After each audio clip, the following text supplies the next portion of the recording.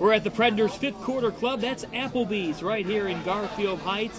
The Predators winning 23-9 over the Cleveland Cobras in the Battle of Cleveland. And a big reason for that, Markus Steele. He was fantastic all night as the Predators forced 6 turnovers. And Marcus, what does it mean to start PAFL playoff in that fashion, getting the big win? It feels good. It feels real good. You know, going against a rival, the first game, you know, try to make sure your team is set. And we went out there and we played our game. And as long as we continue to do that, I think we'll be fine as a team. How were you able to set the tone tonight defensively? Defensively, we just wanted to go out there and we wanted to play hard. You know, we've been talking about it all week, been talking about it all season. So, you know, to actually go out there and do what we plan to do, you know, it fell in our favor, and we're proud of it. So we want to just continue and build upon it week after week. Time and again, this defense, after being off for a month away from game action, you guys did not let the Cobras break any tackles. What does that say about this team's all-around fundamentals? We put in hard work. You know, you always want to go in the game and be more relaxed, but, you know, the practices are always harder than the games. And, you know, we wanted to make sure that we came out physical. You know, you out-physical a team, you know, a team usually break down after a while. So, you know, as long as we kept playing our game, that's what we wanted to do, and we came out and we succeeded first week. What do you feel like was the turning point in this game? I think the halftime. You know, the first quarter you want to fill the team out, and the second quarter, you know, really didn't go our way. But after halftime, defensively, we put everything together, and we went out there and we played the ball that we know the Predators can do. You've got some hard hats on this defense. You guys know how to hit hard. How much fun is it to work with these guys? It's real fun. You know, you have guys that play college ball. You have guys that play professional ball. So, you know, just a family-oriented, you know, thing that we have going on. So, you know, everybody come out and play ball, and we get physical and having fun. You know, you have more fun when you out there hitting everybody. And you get to end the night at Applebee's. Applebee's, #1 spot to go to, Cred Nation. Hey, we having fun. Congratulations. All right, thank you. Fifth quarter club here at Applebee's after a 23-9 win over the Cleveland Cobras. Predators now 4-0 on the year, and great game defensively. 6 turnovers. 6 turnovers.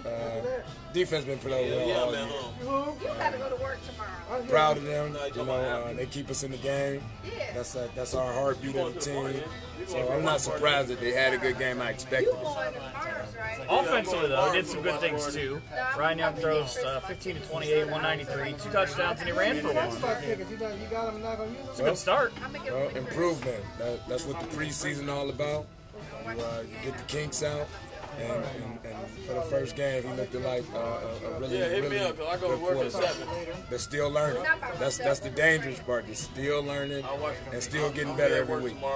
Be honest, did it kind of irritate you a little bit, all the offseason talk about how good the Cobras defense was, and how I said this during our broadcast where I felt like our defense had said they feel slighted. People aren't giving them enough credit. I felt the same way. That's why I wanted them to take this as like a business, you know, and we're going to go in there and take care of business and show everybody that we have the best defense around right now. And I know they got a few players that have played NFL experience. So do we. Yeah, exactly.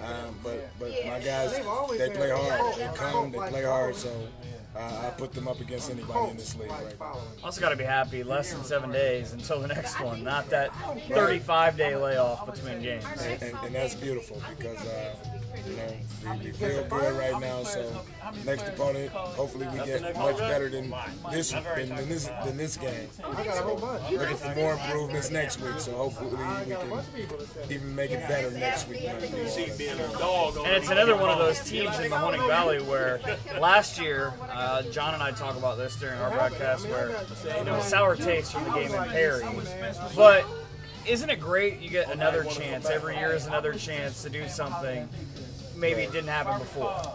Well, I'm not going to take Mahoning Valley lightly. They beat us really bad last year in the second game, so we're going to prepare hard for Mahoning Valley. We're going to play them just as hard as we played this week and harder. But good team, you know. So I'm going in with that mentality. You know, every team is the same, and we have to approach it the same. Do you look at your record as 4-0 or 4-2? 4-0. All-Star game.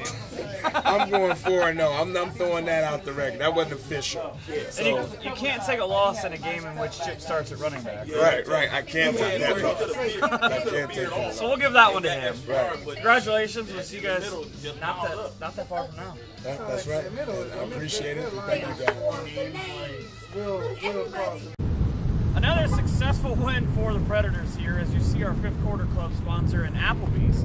23-9 over the Cleveland Cobras. Now 4 wins for the Predators and 1 for the Cobras in this series. And that's pretty good where I come from.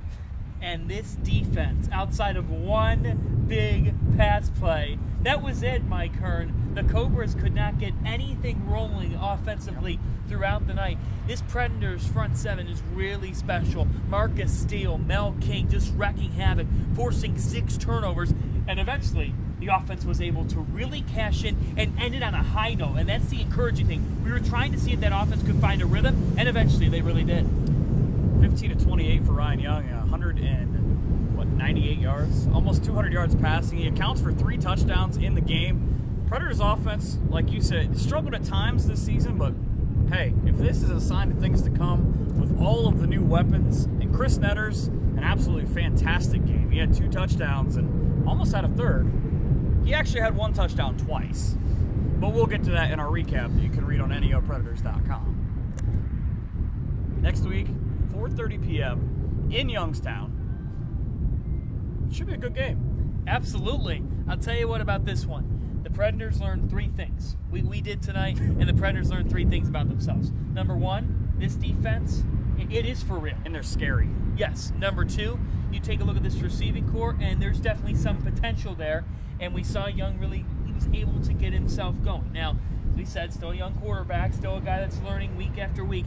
So we'll check in on him next week, but they like what they see on him. They like his potential. And number 3, it's a group that I think they really like playing football together. I've noticed that. You got to keep that going. It may be something small, folks, but this early on, it really is going to be crucial for them to keep it rolling. As the night got cooler, it's a little cool now, the Predators got hotter, and they get that big win. And a lot of smiles here at Applebee's, because not only was the food good, but you got a lot of guys really happy with the way that they set the tone tonight. And the Cobras fought. We knew that they would. They got into 10-9, but you know what? The Predators cut out the self-inflicted errors, those types of unforced issues. For the most part. Still too many false starts. Absolutely, but at the end of the night, they were the better team because they got better as the game went on. At some point, offensively, got to be able to sustain drives without relying on the defense. But overall, if you're a team that's rooted in defense, Mike, I like that a lot more than a team that's rooted in offense. And it's kind of scary to say a 23-9 win, and I don't think this offense has hit their stride yet. No. Next week, 4:30 p.m. in Youngstown against the Mahoning Valley Tigers. You can hear it on neopredators.com.